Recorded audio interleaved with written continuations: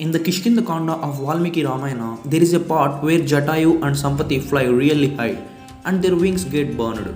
Sampati talks about different layers of the air, suggesting they went up at least 15 kilometers above the sea. In the Kishkinda Kanda of Valmiki Ramayana in section 61, it talks about Sampati and Jatayu flying really high. So much so they could see cities on the ground, each looking as small as chariot wheel. Sampati also mentions hearing heavenly music, the sound of jewelry, and the singing of women dressed in red in different places. In the same part of the Valmiki Ramayana, Surja 61, Sampati and Jatayu noticed that a forest looked like a small patch of grass from up high. They also saw the earth covered with small mountain peaks like pebbles and rivers winding like threads. The Himalayas and other tall mountains looked like elephants in a lake. As they flew even higher, they started feeling strange symptoms like sweating, tiredness, fear, confusion, and dizziness. They couldn't tell which way was which. And at the height, the sun appeared as big as the earth itself. Sampati's description in the Valmiki Ramayana indicates that people of that time know that earth was round.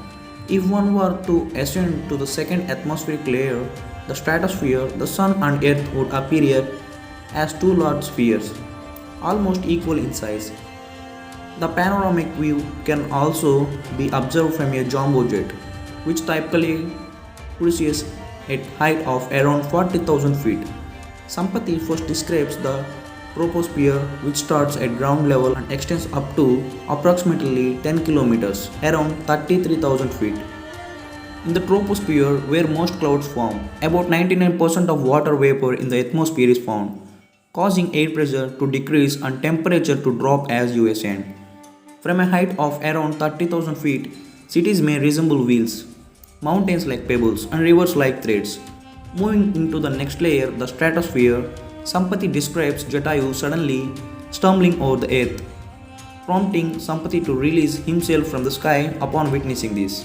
Sampati attempted to shield Jatayu from the blazing sun by covering him with both of his wings in the sky, aiming to prevent him from being burnt.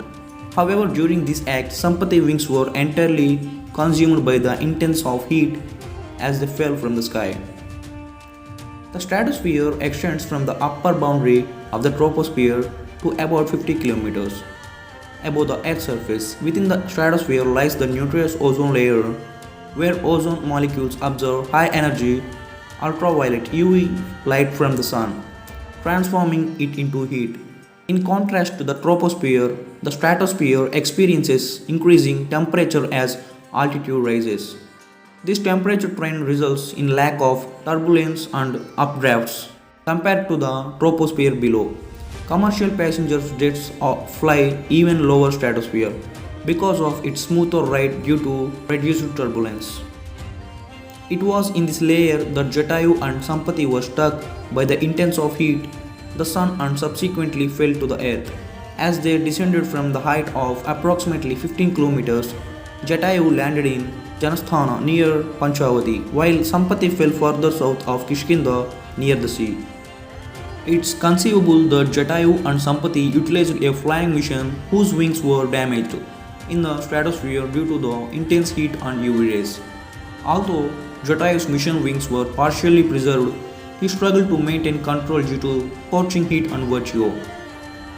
Ultimately crashing in Janasthana, he engaged in a mid-air battle with Ravana for a brief period, but succumbed to his injuries as both his mission wings and his own limbs were severed. Sampati recounts that he was unconscious for 6 days after crashing to the earth. Upon awaking, he encountered Sage Nishakara, who eventually ascended to heaven. The sage advised Sampati to remain in the place until the vanaras sent by Rama arrived in search of Sita, who had been adopted by Ravana, and to provide them with information about Lanka. When revealing Sita's location to the vanaras, Sampati repaired his flying machine wings, which Valmiki described as acquiring new wings.